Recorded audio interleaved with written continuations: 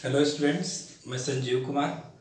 आज का शिक्षण बिंदु है अनुसूचित जाति, शेड्यूल्ड कास्ट। इसे संक्षिप्त भाषा में एससी भी कहते हैं। आज कक्षा के दौरान हम 3 बिंदुओं पर चर्चा करेंगे। पहला बिंदु होगा संवैधानिक स्थिति, कॉन्स्टिट्यूशनल कंडीशन।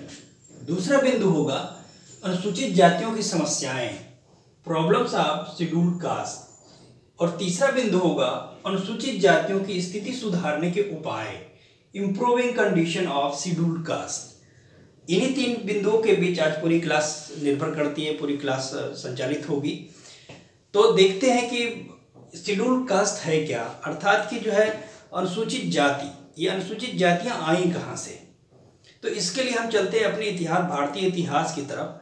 भारतीय इतिहास में ऋग्वेद के 4 वेद हैं हमारे ऋग्वेद, अथर्ववेद, यजुर्वेद और सामवेद। इसमें जो है ऋग्वेद के 10वें मंडल के पुरुष सूत्र में जो है 4 वर्णों का उल्लेख किया गया है। 4 वर्ण कौन कौन से हैं? ब्राह्मण, क्षत्रिय, वैश्य और शूद्र।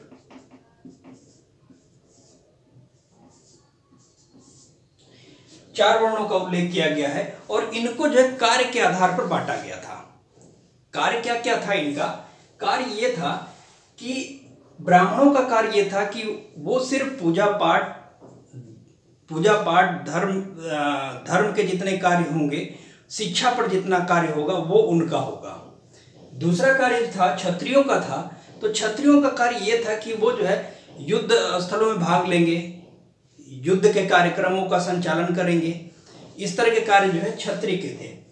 तीसरे नंबर पे आता वैश्य। वैश्य का कार्य ये था कि वो जो है एक राज्य से दूसरे राज्य में व्यापार करेगा, एक देश से दूसरे देश में व्यापार करेगा। और सबसे चौथे नंबर पे शूद्र का जो कार्य था, वो शूद्र का कार्य ये था कि ये तीनों वर्णों की सेवा करेगा। यहां से जो तीनों वर्ण हैं उसकी सेवा करेगा। इसके पास जो है किसी तरह का कोई अधिकार नहीं था। न ये शिक्षा ग्रहण कर सकता था, न समानता दूसरे के समान समझा जाता था, न कोई रोजगार कर सकता था, न ये तीनों वर्णों में कहीं प्रवेश कर सकता था। तो ये जो है इसका जो कार्य था वो सिर्फ सेवा करना था। यही जो चीज निकल के आती है, शूद्र शब्द से ही निकल के आता है अनुसूचित जाति। जब संविधान का निर्माण होगा, जब इसको परिभाषित किया जाएगा, जब डॉक्टर भीमराव अंबेडकर जब इसको परिभाषित करते हैं तो यहाँ नाम निकल के आता है अनुसूचित जाति। इसकी चर्चा करेंगे हम लोग संवैधानिक स्थिति में। देखते हैं संवैधानिक स्थिति। सन 1931 ईस्वी मिस्टर J.H. हटन, जनगणना आयोग, 1931 ईस्वी में बहुत समय से जो है दलितों के मसीहा जो है डॉक्टर B.R. अम्बेडकर इस चीज को लेके आंदोलन कर रहे थे कि ये जातियां ऐसी हैं जिनको जो है सुरक्षा की जरूरत है, इनके डेवलपमेंट के बारे में सोचने की जरूरत है और इनके संबंधित योजनाओं को शुरू करने की जरूरत है।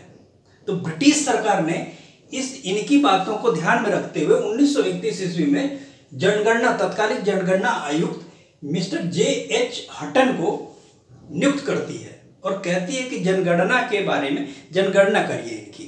तो जब जनगणना होती है तो उस समय जो है 1108 अस्पृश्य जातियां पाई जाती हैं।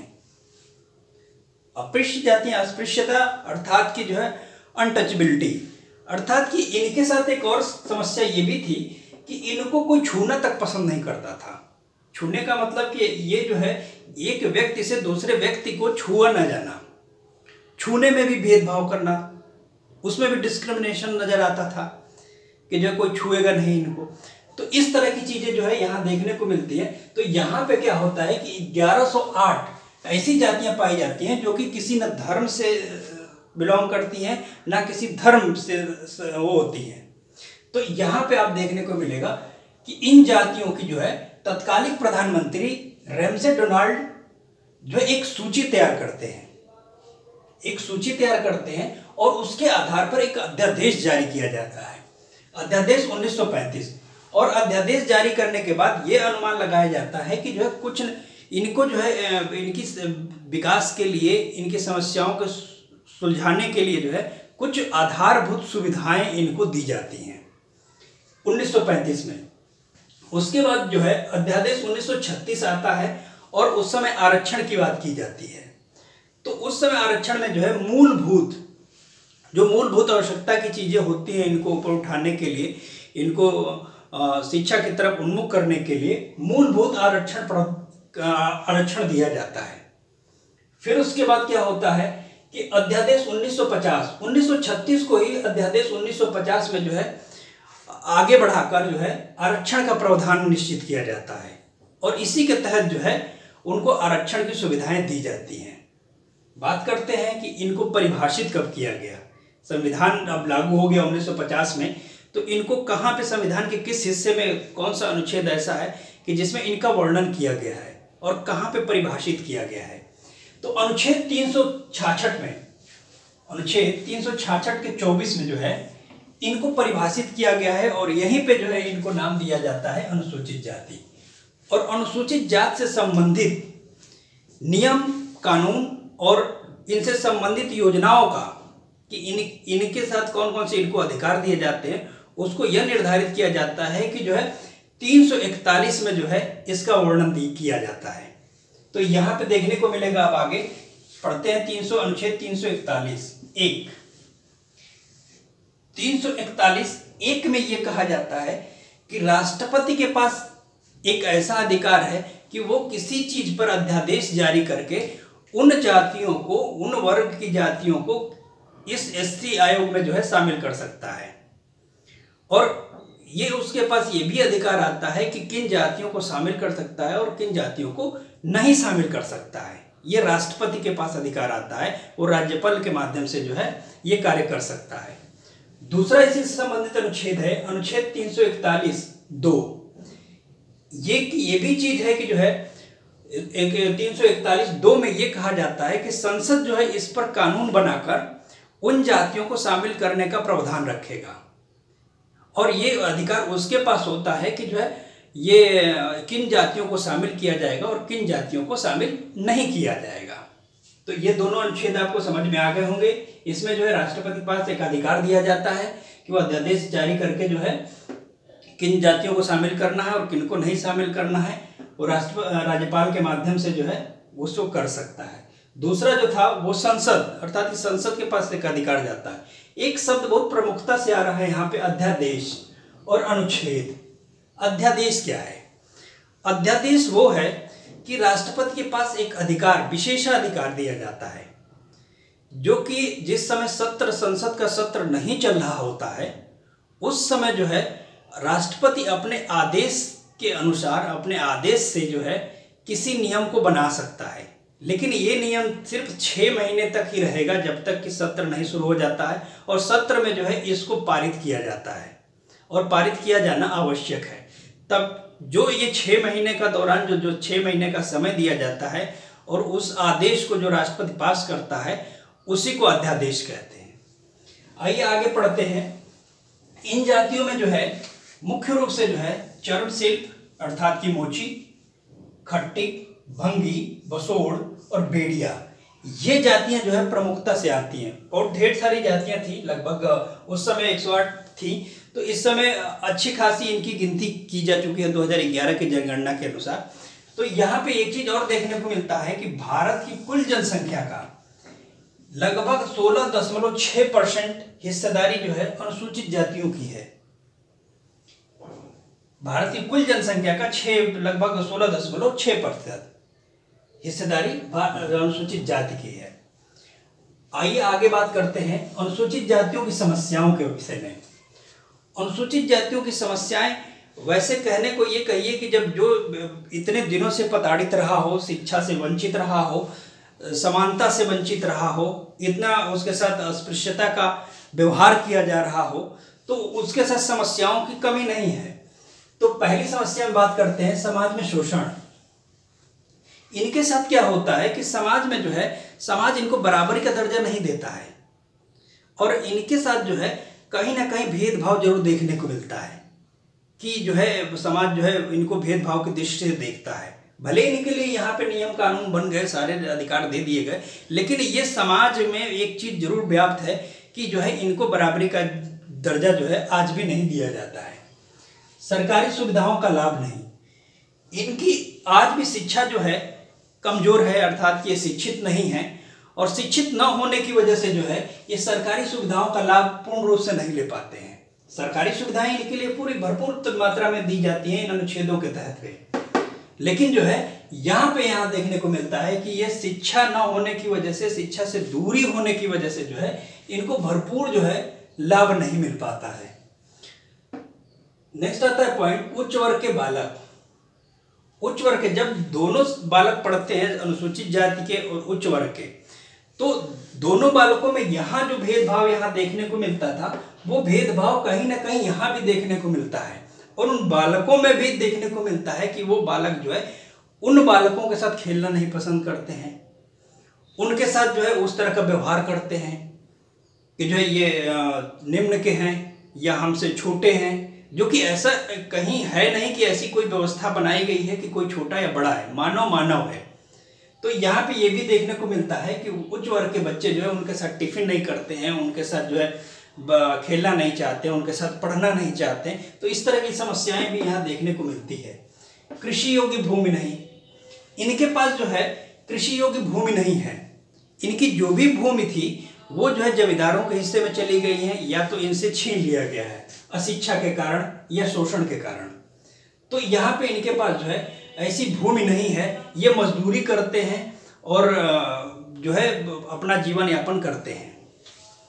आइए बात करते हैं अनुसूचित जातियों की स्थिति सुधारने के उपाय। क्या क्या ऐसे उपाय हो सकते हैं जिसकी वजह से जो है इनकी स्थिति में थोड़ा सुधार हो सकता है। और हमारा संविधान जो है इनके सुधार को लेकर बहुत ढेर सारे अध्यादेश और एक्ट जारी किया है, जिसकी वजह से जो है सुधार चल रहा है और सुधार हो भी रहा है। कुछ सुधारों की बात करते हैं।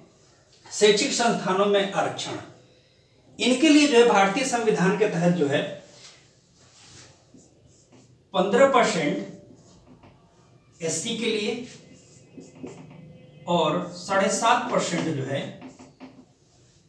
एसटी के लिए, अनुसूचित जाति और अनुसूचित जनजाति, शेड्यूल कास्ट और शेड्यूल ट्राइब, दोनों के लिए जो है 15% और 7.5% ये से शैक्षिक प्रावधान में रिजर्वेशन की सुविधा देता है, अर्थात कि आरक्षण की सुविधा देता है कि शैक्षिक इंस्टीट्यूशन, जितने भी एजुकेशनल इंस्टीट्यूशन हैं उसमें जो है इनको जो है ये रिजर्व सीट होगी, अर्थात कि 100 में से जो है 15 सीट इनकी होगी एससी की, और 100 में से जो है 7.5 सीट जो होगी वो एसटी की होगी। ये रिजर्व होगी कि इस सीटों पर जो है उन्हीं का अधिकार है।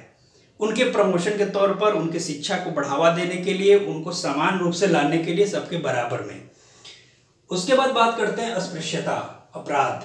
जैसा कि मैंने आपको बताया था अनटचेबिलिटी, इसको जो एक कानून के रूप में जो है इसका उल्लेख संविधान में भी किया गया है अनुच्छेद 17 में। अनुच्छेद 17 ये कहता है कि कोई व्यक्ति, सभी व्यक्ति एक दूसरे के समान हैं और किसी को जो है अस्पृश्यता के आधार पर अलग नहीं किया जा सकता है, अर्थात कि छुआछूत, भेदभाव, डिस्क्रिमिनेशन नहीं किया जा सकता है कि जो है भेदभाव के आधार पर जो है किसी को अलग किया जा सके।